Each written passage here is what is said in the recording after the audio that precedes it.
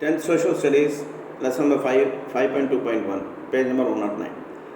Other conquest system of alliance and annexation. The third battle of Panipat against the Marathas in 1761 had already provided the stage for the success of British in India. Soon many more native states came under British control. This was done by a system of alliance called Doctrine of Lapse and Subsidiary Alliance. Doctrine of Lapse led to a number of independent kingdoms being annexed to the British Empire. These were the states that were enjoying British protection, but their rulers had died without leaving a natural heir to the throne. Their adopted sons could not now longer inherit the property or the pension which was granted to them by the British.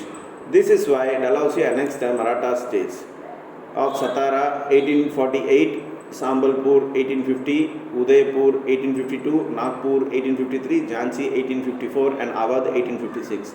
In subsidiary alliance, the Indian states that were under British protection had to suspend their armies and instead maintain British troops. They also surrendered their controls on their foreign affairs and let go of their rights to make alliance with other foreign states for the purpose of economic or political.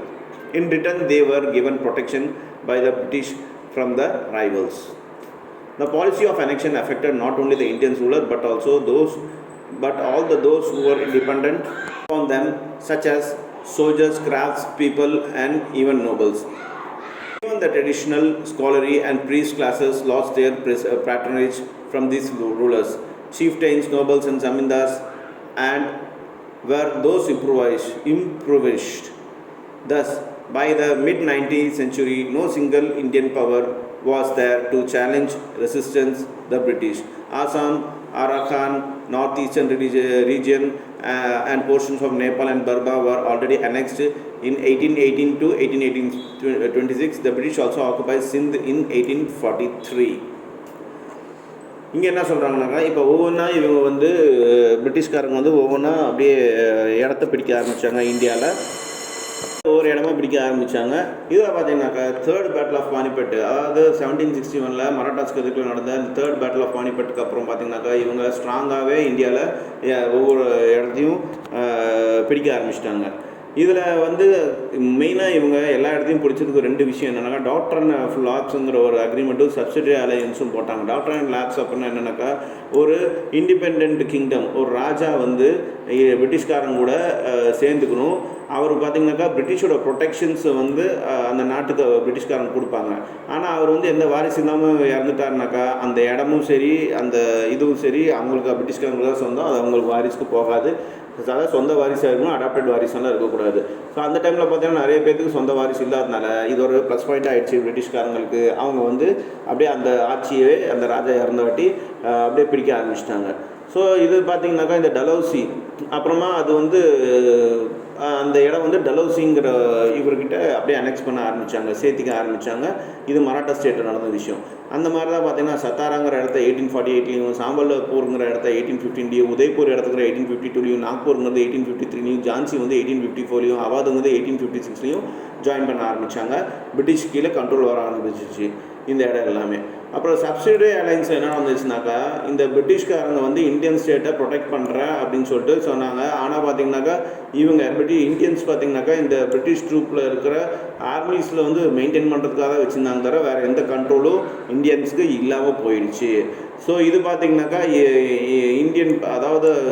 Indian ஸ்டேட்டுக்காரங்களுக்கு foreign இது கூட போக ஆரம்பிச்சிச்சு, அதாவது trade கூட பண்ண முடியாத அளவுக்கு ஆகிடுச்சு. இதுக்கு பதிலாக பிரிட்டிஷ்காரங்க என்ன சொன்னாங்க, உங்களுக்கு ஏதாவது ஆபத்து வந்துச்சுனாக்கா, உங்கள் நாட்டுக்கு ஆபத்து இருந்துச்சுன்னா நாங்கள் உங்களை காப்பாற்றுறோம் அப்படின்னு சொல்லி அந்த இடத்தையும் இது பண்ண ஆரம்பித்தாங்க. அப்புறம் பார்த்திங்கனாக்கா பாலிசி ஆஃப் அனெக்சேஷன்னாக்கா ஒரு இடத்த இன்னொரு இடத்துல சேர்த்துறது. அப்படி இருக்கும்போது இதில் சோல்ஜர்ஸ் இதில் இந்தியன் ரூலர்ஸ் மட்டும் எஃபெக்ட் ஆகலை. இப்போ ஒரு நாடு இன்னொரு நாடோட இதாகும்போது சேரும்போது பிரிட்டிஷ்காரங்க கூட சேரும்போது அந்த டைமில் அந்த இந்தியன் ரூலர், அதாவது அந்த கிங்கு மட்டும், ராஜா மட்டும் எஃபெக்ட் ஆகலை. அந்த ராஜாவை நம்பி இருந்த ஆர்மியில் இருந்த சோல்ஜரு, அப்புறம் மக்கள், அப்புறம் ஒவ்வொரு இடத்துலையும் வேலை செஞ்ச பண்டிட்டர்கள் எல்லாமே பார்த்திங்கன்னா ரொம்ப எஃபெக்ட் ஆக ஆரம்பித்தாங்க. இது பார்த்திங்கனாக்கா அதுக்கப்புறம் அவங்களால எதுவுமே பண்ணவும் முடியல. 19th செஞ்சுரியில் பார்த்திங்கனாக்கா 19th செஞ்சுரி நடுவில் பார்த்திங்கனாக்கா ஒரு இந்தியன் கூட பிரிட்டிஷ்காரங்களை எதிர்க்க முடியாத அளவுக்கு போயிடுச்சு. இதனால் பார்த்திங்கனாக்கா அந்த டைமில் Assam, Arakan, northern eastern regions of Nepal, Burma எல்லாமே பார்த்திங்கனாக்கா 1818 1826 பிரிட்டிஷ்காரங்க அவங்க கூட சேர்த்திட்டாங்க, அவங்க கண்ட்ரோலுக்கு வந்துருச்சு. இந்த மாதிரி அப்புறமா 1843 சிந்து பகுதியும் பிரிட்டிஷ்காரங்க கைப்பற்றிட்டாங்க. ஸோ இந்த மாதிரி தான் அவங்க ஒவ்வொரு இடத்துக்கும் வந்தாங்க. Next 5.3 economic impact. The Industrial Revolution has helped the English merchant to accumulate a lot of capital from the countries of Asia, Africa and America. They now wanted to invest this wealth in setting up industry and trade with India. The mass production of goods through machines that we witness today was pioneered through the Industrial Revolution occurred in first England during the 18th century and the earlier 19th century. This led a massive increase in the output of the finished products. The East India Company helped the financing and expanding of industrial based. During this time, there was a class of manufacturers in England who benefited more from manufacturing than trading. They were interested in having more raw materials from India and as well as sending the finished goods back. Between 1793 to 1830, the British manufacturers launched a campaign against the company. Its trade monopoly and the privilege it's enjoyed. Ultimately, they succeeded in abolishing the East India Company's monopoly trade to Indian trade. With this, India became an economic colony and industrial England. Let us learn about the economic impact of various Indian industry and trade. So இந்த economic இம்பேக்டில் பார்த்திங்கனாக்கா உங்களுக்கு அப்புறமா இந்த industrial revolution first நம்ம இங்கிலாண்டில் நடந்துச்சு அப்படின்னு பார்த்தோம். நம்ம இது நிறைய கண்ட்ரீஸ்க்கு பார்த்திங்கனாக்கா ஏசியா, ஆஃப்ரிக்கா, அமெரிக்கா கண்ட்ரிக்கு பார்த்திங்கனாக்கா நிறைய காசு கிடைக்க ஆரம்பிச்சிச்சு இந்த இங்கிலாண்டுக்காரங்களுக்கு. அப்புறம் அவங்களுக்கு காசு நிறையா சேர்ந்தோடனே அவங்க இந்தியாவிலே பார்த்திங்கனாக்கா வியாபாரம் பண்ணுறதுக்கு இங்கே இந்தியாவிலே ஒரு கம்பெனி ஃபேக்ட்ரி மாதிரி ஆரம்பிக்கலாம்னு சொல்லிட்டு இன்வெஸ்ட் பண்ண ஆரம்பித்தாங்க. ஃபஸ்ட்டு இங்கிலாண்டில் தான் நமக்கு 18th செஞ்சுரியில் இந்த இண்டஸ்ட்ரியல் ரெவல்யூஷன் வந்துச்சு. அதுக்கப்புறம் 19th செஞ்சுரியில் பெரிய லெவலுக்கு அது இன்க்ரீஸ் ஆச்சு. இது ஃபினிஷ் ப்ராடக்ட்ஸ் நிறையா இன்க்ரீஸ் ஆச்சு மேனுஃபேக்சர் பண்ணுறதுல. அப்புறம் ஈஸ்ட் இந்தியா கம்பெனி பார்த்திங்கனாக்கா நிறையா ஃபைனான்ஸ் பண்ண ஆரம்பித்தாங்க. ஏன்னா அவங்ககிட்ட இப்போ நிறையா காசு இருக்குது, அதனால ஃபைனான்ஸ் பண்ண ஆரம்பித்தாங்க இந்த இண்டஸ்ட்ரியெலாம் ஆரம்பிக்கிறதுக்காக. அப்புறமா இந்த ரா மெட்டீரியல்ஸ் எல்லாம் பார்த்திங்கன்னா இந்தியாவிலேருந்து அவங்க எடுத்துக்க ஆரம்பித்தாங்க. ஃபினிஷ் கூட்ஸ் பண்ணி மறுபடியும் இந்தியாவிலே கொண்டு விற்க ஆரம்பித்தாங்க. 1793 1813 பார்த்திங்கனாக்கா பிரிட்டிஷ் மேனுஃபேக்சர் ஒரு கேம்பெயின் ஆரம்பித்தாங்க. என்னன்ட்டுனாக்கா அந்த கம்பெனிக்கு ஆப்போசிட்டில் ஒரு கேம்பெயின் ஆரம்பித்தாங்க. என்னென்னா அவங்க மட்டுமே இந்த ட்ரேட் எல்லாமே is trade monopoly and the privileges it enjoyed. So அந்த கம்பெனிக்காரங்க மட்டும் பிரிட்டிஷ்காரங்க மட்டும் அந்த எல்லா மோனோபொலியா, அதாவது அவங்க விற்கிற பொருள் தான் வாங்கணுங்கிற மாதிரி இருந்துச்சு. அதுக்கு எதிர்க்கில் இவங்க கேம்பெயின் பண்ண ஆரம்பித்தாங்க பிரிட்டிஷ்காரங்க. அப்புறமா என்னாச்சுனாக்கா அந்த போராட்டமும் பார்த்திங்கன்னா ஈஸ்ட் இந்தியா கம்பெனிங்கிற ஒரு கம்பெனி இந்தியா கூட மோனோபொலி ட்ரேடில் இருக்கிறது சக்சீட் ஆச்சு.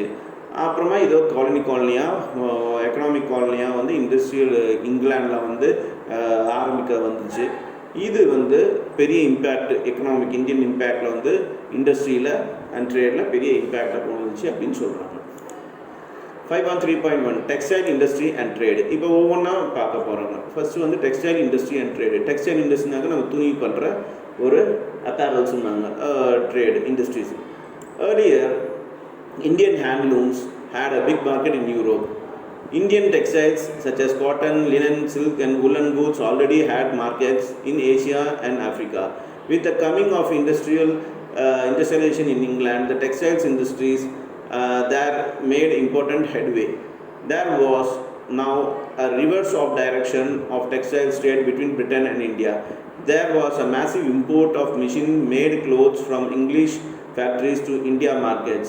This import of a large amount of products manufactured by mechanical looms in England led to increased threat for the handicraft industry as the British goods were sold at a much cheaper price.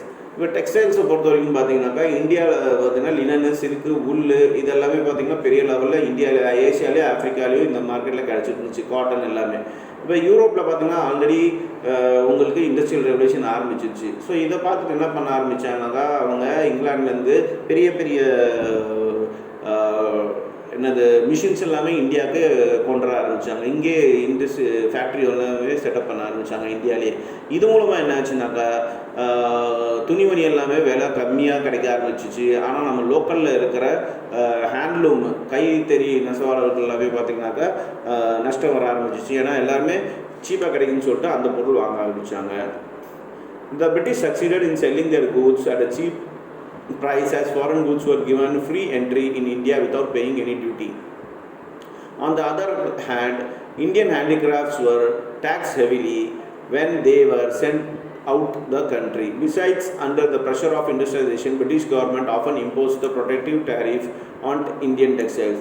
Therefore, with a few years, Indian from being an exporter of the clothes became the exporter of the raw cotton and an importer of British clothes. The reversal made a huge impact in Indian handlooms weaving industries, leading to its virtual collapse. It also created unemployment for a large community of weavers. Many of them migrated to the rural areas to work on their lands as agricultural laborers.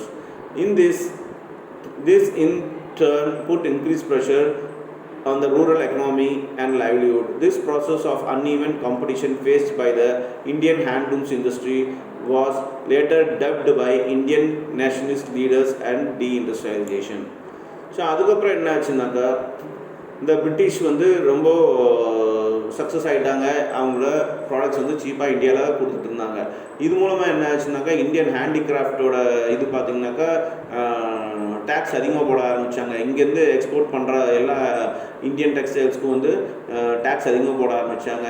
ஆனால் அங்கேருந்து பார்த்திங்கனாக்கா import பண்ணுற பிரிட்டிஷ்லேருந்து இந்தியாவுக்கு import பண்ணுற எல்லா பொருளுக்கும் டேக்ஸே இல்லாமல் டியூட்டியே இல்லாமல் பண்ணதுனால ரொம்ப சீப்பாக இங்கே பிரிட்டிஷோட ப்ராடக்ட்ஸ் எல்லாம் கிடைக்க ஆரம்பிச்சிச்சு. மக்கள் சீப்பாக கிடைக்கும், அதை வாங்க ஆரம்பித்தாங்க. ஸோ நம்மளோட ஹேண்டிகிராஃப்ட் ஒரு டிமாண்ட் குறைஞ்சி போச்சு. இது மூலமாக பார்த்திங்கனாக்கா அவங்க அதிகமாக டேரிஃப் போட ஆரம்பித்தாங்க. டேரிஃப்னால் இப்போ உங்களுக்கு அமெரிக்காவோட ஒரு பிரசிடென்ட் சொல்லிட்டுருக்கு அப்படி டேரிஃப்ன்ட்டு உலகம் ஃபுல்லாக பைத்திக்கார மாதிரி. அந்த மாதிரி அப்போயே பார்த்திங்கன்னா டேரிஃப் அதாவது டேக்ஸ்ன்னு சொல்லுவாங்க. அந்த மாதிரி இந்தியன் டெக்ஸ்டைல்ஸ் மேலே டேரிஃப் போட ஆரம்பித்தாங்க, ஹெவி டேரிஃப் போட ஆரம்பித்தாங்க. அது மூலமாக பார்த்திங்கனாக்கா நிறைய பேர்த்துக்கு இந்தியன் ஹேண்ட்லூமில் வேலை செஞ்சுருக்கிறவங்களுக்கு வியூவர்ஸ்க்கு நிறைய எஃபெக்ட் ஆச்சு. அவங்க வேலை தேடி போய் அவங்களோட வருமானம் இல்லாமல் இந்த டிமாண்ட் இல்லாமல் இந்த தொழிலை விட்டுட்டு சிட்டியில் போய் ரூரல் ஏரியாஸில் அவங்க வேலைக்கு போக ஆரம்பித்தாங்க. அக்ரிகல்ச்சரில் வேலைக்காரனாக போய் சேர்ந்தாங்க. டெய்லி சம்பளத்துக்கு வேலை ஆரம்பித்தாங்க. இதுதான் பார்த்திங்கனாக்கா அதுக்கப்புறம் இந்தியன் ஹேண்ட்லூம் இண்டஸ்ட்ரி அதுக்கப்புறமா இந்த இந்தியன் நேஷனலிஸ்ட் லீடர்ஸும் டீஇண்டஸ்ட்ரியலைசேஷனும் இவங்க இதை பார்க்க ஆரம்பித்தாங்க, புரிஞ்சிக்க ஆரம்பித்தாங்க. ஸோ இங்கே ப்ராக்ஸ் கொடுத்துருக்காங்க. டியூட்டினா என்னென்னாக்கா taxes which are paid to the government on the goods that are brought or sold. So நம்ம எந்த பொருள் வாங்கினாலும் விற்றாலும் இப்போ கவர்மெண்ட்டுக்கு டேக்ஸ் கட்டுறது தான் டியூட்டிம்பாங்க. அப்புறம் டேக்ஸ் தான் என்னக்கா sum of money demanded by a government for the support of a specific facility or services levied upon the income property sales. டேக்ஸ்னாக்கா நம்ம கவர்மெண்ட்டுக்கு நம்மகிட்டேருந்து ஒவ்வொரு பொருளுக்கு ஒரு மாதிரி டேக்ஸ் வாங்குவோம். எதுக்காகனாக்கா நமக்கு சர்வீஸ் பண்ணுறதுக்காக, ரோடு போகிறதுக்கு, அது இதுக்கு எல்லாமே டேக்ஸ் அவங்க வாங்கணும். டேரிஃப்னா என்னென்னு சொல்லியிருக்காங்க, an official list or table showing that duties or customs imposed by government on imports and exports. இம்போர்ட்ஸ்க்கும் எக்ஸ்போர்ட்ஸ்க்கும் ஒரு சில பொருளுக்கு இவ்வளோ டேக்ஸ் அப்படின்னு போடுறது தான் டேரிஃப் அப்படின்னு சொல்கிறாங்க. The main aim of British was to transform India into a consumer of British goods. As a result, textiles, metals works, glass and papers industries were soon out of the world. In 1813, the Indian handicraft lost both their domestic as well as the foreign market. Indian goods could not compete with the British factory-made products where machineries were used. The markets were now captured and monopolized by Britain by means of war of colonization. From the exporter, India became an importer of these goods. They extracted money from the Indian rulers, merchants, zamindars, and even the common people. Added to this drain were the profit made through the trade and also the salaries of the official. It was evident that their economic policies were meant to serve the interest of India, East India Company and later the British Empire. So இங்கே என்னன்னாக்கா இப்போ India பார்த்திங்கனாக்கா முதல்ல எக்ஸ்போர்ட்டராக இருந்துச்சு, textile எக்ஸ்போர்ட்டராக இருந்துச்சு. அதுக்கப்புறம் கொஞ்சம் கொஞ்சமாக பார்த்திங்கனாக்கா காட்டன் எக்ஸ்போர்ட்டராக ஆரம்பிச்சிருச்சு. அதுக்கப்புறம் பார்த்திங்கனாக்கா டோட்டலாக இந்த எக்ஸ்போர்ட் பண்ணுறே நிறுத்திட்டு, ஏன்னா இந்த பிரிட்டிஷ் ப்ராடக்ட் கூட வந்து அந்த ரேட்டோட வந்து போட்டி போட முடியல நம்மளோட மேனுஃபேக்சர்னால, அதனால் ஃபுல்லாக இம்போர்ட்டே பண்ண ஆரம்பிச்சிட்டாங்க. இதனால் இந்தியா வந்து பிரிட்டிஷ்காரங்களுக்கு ஒரு நல்ல கன்சியூமர் விற்கிற இடமா போயிடுச்சு. ஸோ அதுதான் அவங்க பண்ணிகிட்டு இருந்தாங்க. இந்த மாதிரி இந்தியன்ஸ், அதாவது இந்த ரூலர்ஸு, மர்ச்சன்ட், ஜமீன்தார்ஸு, அப்புறம் காமன் பீப்புள், இந்தியனோட காமன் பீப்புள், இவங்க எல்லாத்தையும் பார்த்திங்கனாக்கா இவங்க ஒரு கஸ்டமராக மாற்றி விட்டாங்க. இது நல்ல ஒரு லாபம் கொடுத்துச்சு. யாருக்கு? பிரிட்டிஷ்காரங்களுக்கு. அது வந்து ஈஸ்ட் இந்தியா கம்பெனி மூலமாக அந்த பிரிட்டிஷ் எம்பையருக்கு ரொம்ப வட்டி எல்லாமே அதிக வட்டியெல்லாம் கிடைக்க ஆரம்பிச்சிச்சு அப்படின்னு சொல்கிறாங்க.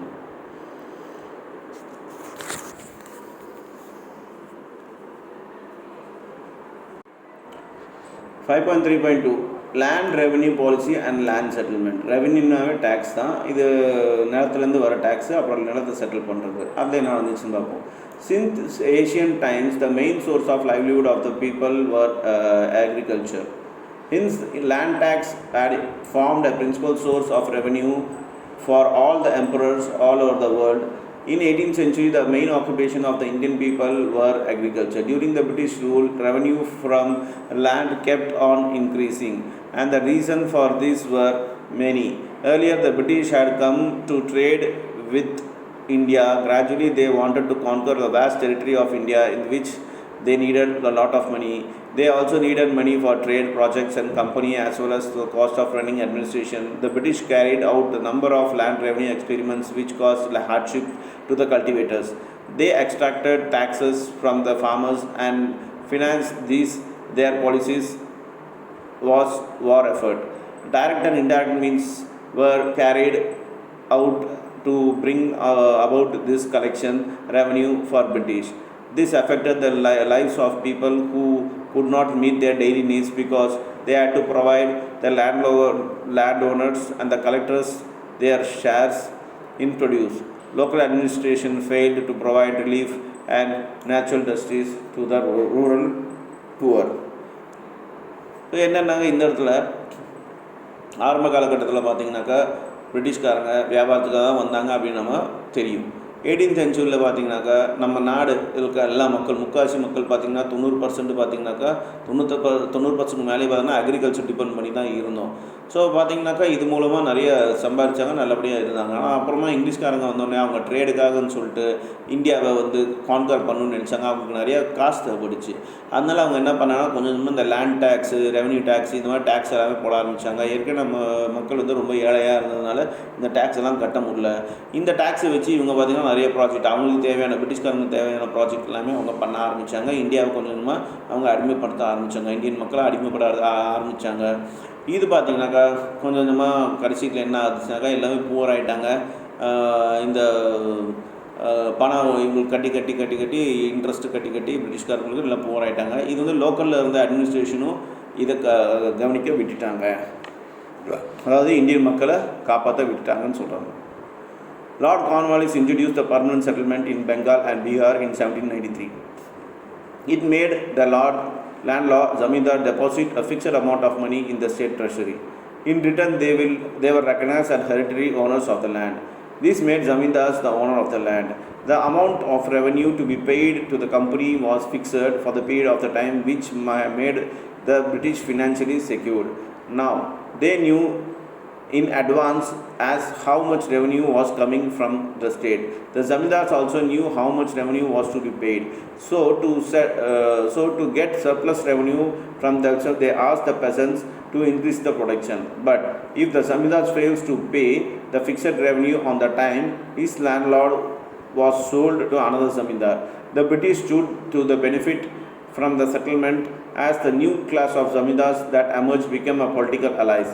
They supported the British in times of need and acted as buffer between them and peasant. This class, in fact, supported the British against the freedom movement. So அடுத்தது என்ன ஆச்சுனாக்கா லார்டு கார்ன்வாலிஸ்னு ஒருத்தர் வந்தார். அவர் வந்து பர்மனன்ட் செட்டில்மெண்ட்டுன்னு சொல்லிட்டு 1793 பெங்காலில் அப்புறம் பீகாரில் இன்ட்ரடியூஸ் பண்ணார். பர்மனன்ட் செட்டில்மெண்ட்னாக்கா இப்போ ஒரு ஜமீன்தார் வந்து ஒரு நிலம் வச்சுருக்காருனாக்கா வருஷம் வந்து இவ்வளோ அமௌண்ட்டு கவர்மெண்ட்டுக்கு, அதாவது பிரிட்டிஷ் கவர்மெண்ட்டுக்கு கட்டிடணும். அப்படின்னாக்கா அவங்களுக்கு அந்த இடம் சொந்தம். சப்போஸ் அவர் கட்டலைனாக்கா அந்த இடத்த வந்து பிரிட்டிஷ்காரங்க வேறு ஒருத்தவங்களுக்கு விற்றுருவாங்க. அது யார் வாங்குறவங்க அவங்க தான் அடுத்த ஜமீன்தார். இந்த மாதிரி தான் பர்மனன்ட் செட்டில்மெண்ட்டுன்னு ஆரம்பிச்சுது. இது பார்த்திங்கனாக்கா என்ன ஆச்சுனாக்கா ஜமீன்தார்களுக்கும் அவங்க எவ்வளோ பே பண்ணணுன்னு முன்னாடியே தெரிஞ்சிச்சு. அதே மாதிரி பிரிட்டிஷ்காரங்களுக்கும் ஒரு ஸ்டேட்லேருந்து எவ்வளோ ஜமீன்தார்ஸ் இருக்காங்க, எவ்வளோ பணம் வரப்போகுதுன்னு முன்னாடியே தெரிய ஆரம்பிச்சிச்சு. இது மூலமாக அவங்க வந்து ரொம்ப சேஃபாக ஃபீல் பண்ணாங்க. யார் பிரிட்டிஷ்காரங்களுக்கு வந்து இவ்வளோ அமௌண்ட் வரப்போகுதா, அப்போனா இவ்வளோ சேஃபாக இருக்கும் அப்படிங்கிற மாதிரி செக்யூர்டு அமௌண்ட்டாக இருந்துச்சு டெபாசிட் அமௌண்ட்டு. அப்புறமா என்ன ஆச்சுனாக்கா ஒரு சில ஜமீன்தார்ஸ்னால் கட்ட முடியாதனால இவங்க ஜமீன்தார்ஸ்க்கு கேரண்டி மட்டும் கொடுக்கல. அப்புறம் இன்னொரு விஷயமும் பண்ணாங்க. என்னென்னாக்கா அவங்க நிலத்தை வந்து அதிகமாக விளைச்சல் விளைவிக்க சொன்னாங்க. சப்போஸ் அதுக்கு வந்து இவங்க பேமெண்ட் பண்ணலனாக்கா பிரிட்டிஷ்காரங்களுக்கு அந்த நிலத்தை வந்து வேற ஒருத்தவங்களுக்கு விற்றுருவான்னு சொன்னாங்க. அந்த மாதிரி விற்கும்போது புது ஜமீன்தார்ஸ்லாம் உருவாங்கினாங்க அந்த இடத்த வாங்கிட்டு. அந்த புது ஜமீன்தார்ஸ் பார்த்திங்கனாக்கா பிரிட்டிஷ்காரங்களுக்கு ஆதரவாக இருந்தாங்க. அதோட போர் சமயத்தில் பார்த்திங்கனாக்கா அவங்க பிரிட்டிஷ்காரங்களுக்கு தான் சப்போர்ட் பண்ணிகிட்டு இருந்தாங்க இந்த புது ஜமீன்தார்ஸ் எல்லாமே. In 1822, the British introduced a Mahalwari settlement in the northwestern provinces Punjab and Ganga Valley and parts of central India. Here, the basis of assessment was the production of mahal or estate, mahal, which may be a village or a group or villages. Here, all the proprietors of mahal were jointly responsible for paying the sum of revenue assessed by the government. Unfortunately, it brought no benefit to the peasant as the British demands were very high. So அடுத்தது 1822 மகள்வாரி செட்டில்மெண்ட்னு ஒன்று introduce பண்ணாங்க இந்த பிரிட்டிஷ்காரங்க. இது எந்த இடத்துலனாக்கா இந்த north western provinces, அதாவது பஞ்சாப், அப்புறம் கங்கா வேலி இருக்கிற இடத்துல, அப்புறம் சென்ட்ரல் இந்தியாவில் இது வந்து இன்ட்ரடியூஸ் பண்ணாங்க. இது என்னென்னா ஒரு மகள் மாதிரி அதாவது ரியல் எஸ்டேட் இன்றைக்கி இருக்க நிலம் தான் அது. ஸோ ஒரு கிராமமோ இல்லை குரூப் ஆஃப் கிராமமோ அது வாங்கிக்கிறது, அதுக்கு ஓனர் ஆகிறது. அதுக்கு வந்து இவங்க மாதம் இல்லாட்டி வருஷம் வந்து பிரிட்டிஷ்காரங்களுக்கு இவ்வளோன்னு காசு கொடுக்கணும். இந்த மாதிரி தான் அந்த சிஸ்டம் ஆரம்பித்தாங்க, மகள்வாரி சிஸ்டம். இது வந்து பெரிய லெவலில் பிரிட்டிஷ்காரங்களும் பெனிஃபிட் தரல. ஏன்னா அவங்க வந்து பிரிட்டிஷ்காரங்க ரொம்ப அதிகமாக பணம் வந்து எதிர்பார்த்தாங்க. அதனால் இது சக்ஸஸ் ஆகலை. Then ryotwari settlement introduced in beginning of 19th century in many parts of Bombay Madras Presidency. Here, the land revenue was imposed directly on the ryots, the individual cultivators who actually worked on the land. The peasant were recognized as the owners of the land as long as he was able to pay the revenue, but the exploitation continued with the high revenue demand. So அடுத்தது பார்த்திங்கன்னா மூணாவது தான் ரியாத்வாரி system அப்படின்னு ஆரம்பித்தாங்க. இந்த ரியாத்வாரி சிஸ்டம்ங்கிறது 19th century ஆரம்பித்தாங்க மெட்ராஸு பாம்பே ஏரியாவில். இதில் பார்த்திங்கனாக்கா ரியாத்ஸுங்கிற ஒரு டைரக்ட் பணம் வாங்குறது டேக்ஸ் மாதிரி இவங்க ஆரம்பித்தாங்க. இதில் எப்படின்னா ஒரு இண்டிவிஜுவல் லேண்ட் வச்சுருக்காருனாக்கா அந்த டேக்ஸ் கட்டுற வரைக்கும் அவர் தான் ஓனர். சப்போஸ் அந்த டேக்ஸ் அவர் கட்டினாக்கா ஓனர் கிடையாது. அந்த மாதிரி இவங்க சிஸ்டம் கொண்டு வந்தாங்க. பட் இது வந்து ரொம்ப நிறைய பேர்த்தோட லேண்டை வந்து அவங்க இழக்க வேண்டியதாக இருந்துச்சு. ஏன்னாக்கா பிரிட்டிஷ்காரங்க நிறைய ரெவன்யூ டிமாண்ட் பண்ணாங்க, அதாவது டேக்ஸை போட்டாங்க அப்படின்னு சொல்கிறாங்க.